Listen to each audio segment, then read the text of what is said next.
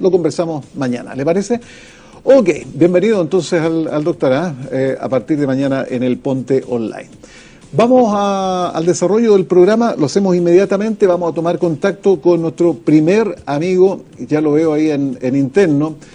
Vamos a conversar de una problemática de vialidad, ¿no es cierto?, de transporte que se vio ayer y que estuvimos comentando de un accidente.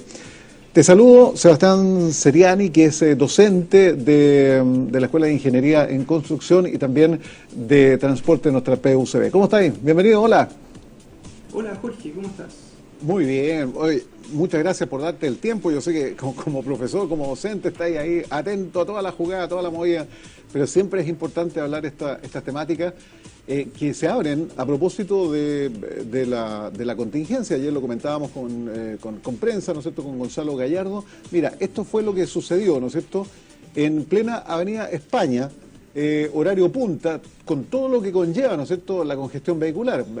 Ustedes tendrán claridad, ¿no es cierto?, que cuando hay un vehículo en una primera o segunda pista de circulación atravesado, te hace un desbarajuste, te hace, ¿no es cierto?, un retraso notorio. Y tengo esta otra imagen, ahí está, Seba, donde claramente aparece el vehículo prácticamente colgando, a segundos, digamos, o a metros prácticamente, ¿no es cierto?, de haber desbarrancado. ¿Qué te hace, qué ruido te hace todo esto a partir del exceso de velocidad? Básicamente estamos hablando. Mira, es un tema muy relevante y yo te agradezco mucho este espacio para poder conversar de estos temas que son súper sensibles. Es súper chocante las imágenes. Eso pasa frecuentemente, especialmente en avenidas como esta, donde por un lado yo diría que hay un tema de algo que tiene que ver más con la infraestructura. O sea, tenemos un diseño de vialidad que no corresponde a la velocidad que se está tomando en ese sector. O sea, el diseño no es completamente seguro, es un tema de que de alguna forma faltan más barreras, falta más protección, falta rayos de giro, en términos de rayos de curvatura de las curvas más adecuadas, pero naturalmente hay un limitante geográfico. Tenemos un cerro, ¿cierto? Esa avenida España va curvando, ¿cierto? Este cerro, ¿cierto? Estos cerros.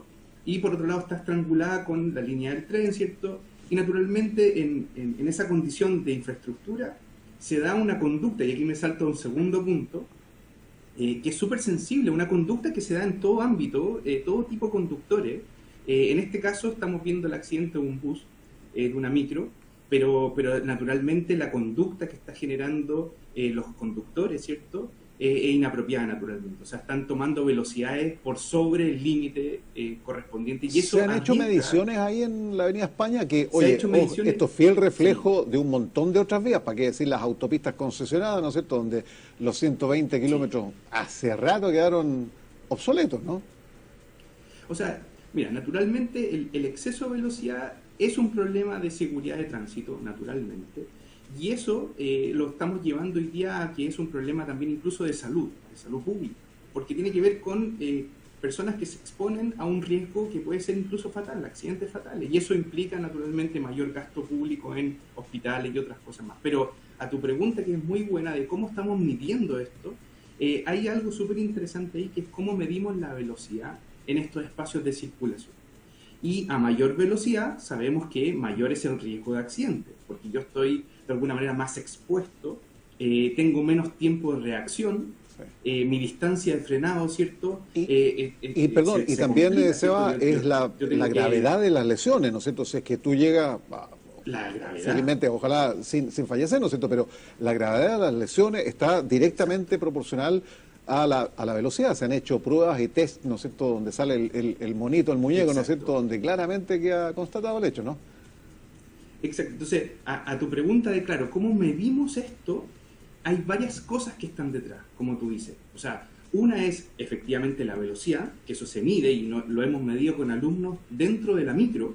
No hemos subido a la micro, por ejemplo, en ejercicios, ¿cierto?, experimentales, con estudiantes de esta nueva carrera de ingeniería civil en transporte, ¿cierto?, que tenemos acá en la escuela. Y ahí lo que hemos hecho es medir efectivamente estas velocidades y obviamente hemos encontrado lo que todos sabemos, ¿cierto?, que se alcanzan velocidades que alcanzan los 100 kilómetros por hora en algunos casos, cosa que es totalmente desproporcionado porque esa vía ya está con un máximo de 70 kilómetros por hora, pero además esa velocidad no corresponde al diseño que se preparó para esa vía. Entonces ahí me voy conectando con eso. Pero un punto es la velocidad, otra es la que tú dices, como el tema de la gravedad de los accidentes. A mayor velocidad, más graves son los accidentes. Y obviamente, ¿qué tan seguros son los vehículos? O sea, claro, cada vez le ponemos más esfuerzo a que los vehículos privados, los autos principalmente, tengan más sistemas de airbag, de estas bolsas de aire, ¿cierto? Más sistemas que ayudan de frenado, harto, mejores sistemas, indudable, que ayudan bastante, pero a medida que aumenta la velocidad, la efectividad de esos elementos va bajando. Sí. Oye, entonces, también ahí podemos medir esa gravedad también. Seba, es que hay hartas variables, ¿no es cierto? Ustedes lo estudian, ¿no es cierto? Ustedes lo conversan, ustedes lo analizan. Pero, por ejemplo, el tema del chateo está, oye, y te lo digo con humildad y también con un poco de vergüenza. Yo de repente me whatsappean y estoy en temas de pega, tengo una reunión, entonces quiero saber si está todo bien, y de repente uno está manejando y echa un vistazo. Claro, uno tiene noción que eso es sumamente peligroso y lo deja al lado. Pero son segundos que pueden ser fatales, si ese es el gran tema. Absolutamente. Y ahí está un punto muy interesante que tú dices, porque claro, por un lado entonces teníamos la velocidad, por otro lado tenemos la gravedad de los accidentes, y por otro lado, ¿qué es lo que podemos medir también? El tiempo de reacción. Entonces, comúnmente, si tú estás andando a una velocidad razonable, ¿cierto? Tú tienes algo así como, en general, lo que hemos medido es que tú reaccionas en 1 o 2 segundos. O sea, hay alguna eventualidad, algo pasa en la vialidad y tú como conductor, por ejemplo, reaccionas en algo así como 1 o 2 segundos. Obviamente esos tiempos cambian si tú tienes, no sé, depende de la edad, depende del género, sí, claro, depende de varios factores, ¿cierto? Y de varios otros factores. ¿Y cuánto avanzas en ese segundo? Es un tema, ¿no? ¿Ah? Es que eso es un temazo, efectivamente, porque esa es tu distancia. Hay una distancia que es de reacción, que mientras tú estás reaccionando, y hay una distancia que es de frenado. Entonces, naturalmente, a mayor velocidad, esas distancias van a aumentar. Y la gracia de esto es que eso está reportado en la literatura, naturalmente, que esto es exponencial. O sea, para darte un ejemplo, ¿cierto? Para que podamos comprenderlo. Si yo voy, por ejemplo, de alguna manera a 30 kilómetros por hora, por ejemplo, que es razonable, ¿cierto?, en zona urbana, ¿cierto? Y si yo aumento a 50 kilómetros por hora, la posibilidad, ¿cierto?, de sufrir lesiones graves es 3 veces mayor. O sea, esto no es proporcional en la misma línea, sino que esto es exponencial. Claro. Y eso aumenta hasta 5 veces si yo de alguna manera alcanzo un poquito más de velocidad, 65, por ejemplo. O sea, te fijas que va aumentando así, sube muy rápido. Entonces, las distancias aumentan muy rápido y no alcanzo a reaccionar. Entonces, esos tiempos, esas distancias se han medido y naturalmente eso es demasiado, ¿cierto? Cuando yo ando, imagínense, a 100 kilómetros por hora, o sea, tengo, por ejemplo, no sé, 20 metros de reacción y no sé, y unos 50 o 60 metros de frenado al final. Sí. O sea, tenés que pensar que la distancia entre un auto y otro tiene que ser por lo menos, no sé, unos 70 metros. Que eso no pasa naturalmente, si yo voy a 100 kilómetros por hora. Seba, te quiero preguntar, antes, recuerdo, ¿no es cierto?, incluso nuestros padres siempre nos advertían, cuidado con la parte técnica de los vehículos porque pueden generar algún accidente, se pueden cortar los frenos, se puede cortar la dirección. Exacto. Te quiero preguntar, abierta y directamente, ¿existen los accidentes, digamos, o esta problemática, digamos, en la vía pública, que sea producido, el origen sea netamente 100% comprobable, ¿no es cierto?, por una falla mecánica, o necesariamente tiene que haber una falla humana en la conducción? Porque, claro, si te arreglan el vehículo y te dejan mal, bueno, es una falla humana también de por medio, ¿no? Exacto, sí. Mira, es una muy buena pregunta. Ahí hay todo un apoyo de un debate, ¿cierto? Claro, un debate y naturalmente que ellos están apoyando para generar esos estudios. O sea, CONACET, que está esta unidad dentro del Ministerio de Transporte, que va generando todos estos estudios de la causa del accidente, ¿cierto? Naturalmente, a medida que yo aumento mi velocidad, hay una mayor probabilidad que se desgasten o pierda efectividad los elementos propiamente tal del vehículo. El freno, ¿cierto? No sé, la estabilidad y otras cosas que son propias del vehículo. Entonces, naturalmente, a mayor velocidad, eso también se va a ir afectando. Ahora, lo interesante también aquí, que me gustaría proponerte en este análisis de los accidentes, es que un gran porcentaje de los accidentes también son peatones, o sea, no los que están dentro del vehículo. Buen punto, sí. ¿Se entiende? O sea, Y eso es un punto súper relevante porque estamos hablando de que es alguien que se ve afectado por una conducta de un tercero más. ¿Sí? O sea, un vehículo que no respeta una luz verde o una luz roja que cambia directamente, ¿cierto? O que de repente se le va algún sea al paso, qué sé yo, se ve afectado porque los cruces, por ejemplo, no son seguros, ¿cierto? O de repente también conducta indebida de los peatones que cruzamos, ¿cierto? Sí. Muchas veces por la línea o por el camino más rápido, ¿cierto? Que de repente esa diagonal, ¿cierto? Entonces, bueno, y lo hemos conversado, Seba, en otras veces, ¿no es cierto? Esos semáforos y esos cruces que la gente da, de repente la gente que anda distraída se confunde, no sabe cuál es el que está mirando para acá, el peatón que está tintineando el verde para el otro lado, que hay loco, no sabe dónde está cruzando. Digamos. Y ahí, por ejemplo, Jorge, el debate me parece interesante es que, por un lado, el Ministerio de Transporte ha hecho un esfuerzo gigante en tratar de fiscalizar un poquito más. Por ejemplo, aparece recientemente el 2018 esta ley que baja de 60 kilómetros a 50 kilómetros por hora en zona urbana, lo que me parece súper bueno. De repente aparece también la posibilidad de poner zonas 30, con los municipios que vayan bajando la velocidad en ciertas zonas que puedan ser de tráfico calmado. Aparece esta ley CATI, que es la ley de control automatizado de infracciones, ¿cierto?, sí, de tránsito, y que eso está todavía, ya salió como ley, pero está obviamente ahí en la falta, está generando ahí la normativa, el reglamento. Pero también aparece lo que tú dices, la ley no chat, ¿cierto?, que es que hace un año más o menos atrás se generó de una penalización, quienes te sorprendían ahí haciendo un mal uso, ¿cierto?, de los dispositivos tecnológicos como el celular mientras se conduce. O sea, hay una, y además, como tú decías también, muchas condiciones a los vehículos, airbag, qué sé yo, cinturones, etcétera, etcétera, etcétera. ABS. Eso está muy bien, ABS, etcétera. Y se está implementando naturalmente que esa fiscalización sea mayor. O sea, a mayor fiscalización, naturalmente yo tengo más control de la velocidad y de estas cosas. Ya, tú me presentas eso, perdona, es que te quiero preguntar, tú me estás presentando eso en realidad, ¿no es cierto? Se están tomando todas las medidas, se legisla, qué sé yo, se adopta esta... Perfecto, se baja la velocidad.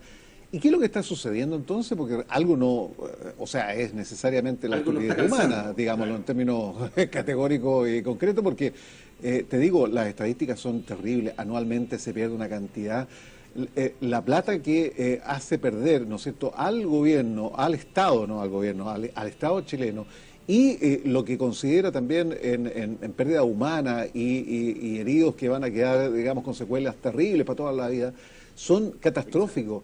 ¿Qué pasa entonces si se toman todas estas medidas y esto sigue aumentando año a año? ¿Hay algo que está cojeando necesariamente, pues, amigo mío?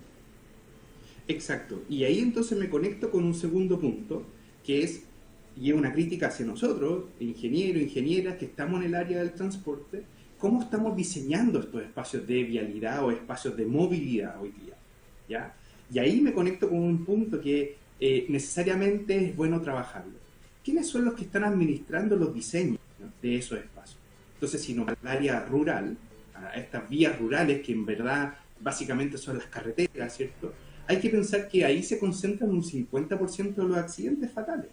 Entonces, ¿quiénes son los que están diseñando esas carreteras? Bueno, está el Ministerio de Obras Públicas, están las concesiones, ¿cierto? ¿Quiénes son los que estamos diseñando ahí? Entonces, ahí me conecto, por ejemplo, con temas como el diseño geométrico de esos espacios. ¿Cómo la ingeniería puede aportar a mejorar esos diseños? Cuando tú construyes un edificio, ¿cierto?, un ingeniero o ingeniera constructor tiene que firmar los planos y se hace cargo de si ese edificio se va a caer o no, y si es responsable, incluso jurídicamente, ¿cierto? Sí. Entonces, ¿cómo nosotros como ingeniero e ingeniera en el área de transporte nos hacemos responsables si el diseño de la vialidad está bueno o está malo? Entonces, si alguien, por ejemplo, y esto te lo pregunto abiertamente, si alguien ve que su vialidad frente a su casa o en un cruce está mal diseñado o siente que hay algo que le falta, ¿a quién va a comentar eso, a reclamar? Va naturalmente al municipio, por ejemplo, ¿cierto?, o a la junta de vecinos, que es como la primera cara visible. Y el ingeniero y la ingeniera que diseñó eso, ¿dónde está ahí? ¿Te fijas? Como que ahí hay un tema interesante a discutir. Y, por cierto, a nivel urbano, son los municipios los que tienen que hacerse cargo de la mantención y, obviamente, de que los espacios sean, de alguna manera, bien provistos, bien de buen nivel de servicio. Y ahí hay una falencia del punto de vista de diseño también. Seba, ¿están de acuerdo ustedes con estos lomos de toro? ¿Son efectivos? ¿Sirven realmente? ¿Mitigan la alta afluencia, digamos, la alta velocidad? ¿Te desincentiva? o te genera accidentes, porque también han generado accidentes, ¿no es cierto? Salen volando, Exacto. cuántas veces se rompen abajo los vehículos. Entonces, ¿sirve realmente? ¿Hay una constatación empírica?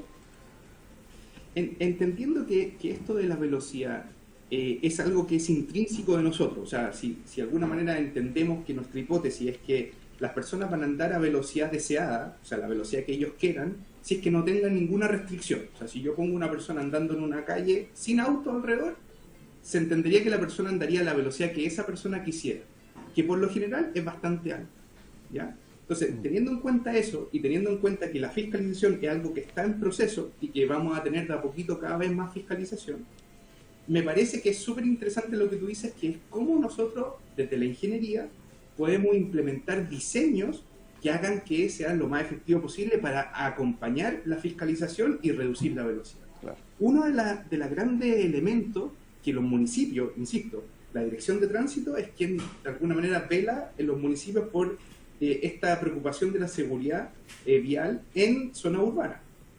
Y elementos que ellos tienen disponibles para implementar día a día y que lo han hecho por mucho tiempo y que tienen autonomía, o sea, no dependen ahí del CEREMI o de otra autoridad, es los lomos de toro, los resaltos en general. Y los lomos de toro han sido la gran solución al final de las ciudades.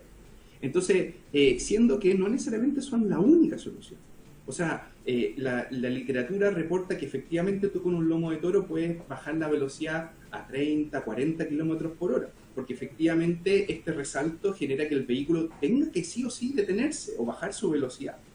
Ahora, eso si se acompaña con otras medidas, por ejemplo, con reducciones de pistas, por ejemplo, con que el ancho de la pista sea más angosto, por ejemplo, o que de alguna manera generemos, por ejemplo, situaciones donde generemos un zigzag para que los vehículos tengan que generar, no sé, esquivar algún elemento que le pongamos como estas barreras que se distancian cada cierta distancia para que el vehículo haga este zigzag y baje la velocidad, incluso sea menos invasivo que un resalto, eso puede ser igual de efectivo, ¿se fijan? Sí. Entonces yo creo que ahí hay que darle una vuelta. Hay algo interesante, exacto, y esa literatura está reportada, lo mismo lo sugiere el mismo CONACET, el Ministerio de Transporte, que hay otras medidas, en la literatura internacional también están esas otras medidas, y ahora yo creo que es una buena oportunidad porque recuerden que también aparece esta normativa, porque se acuerdan que está, yo digo ahí, Jorge, que hay mucha normativa que se está avanzando en paralelo a estos diseños y cosas.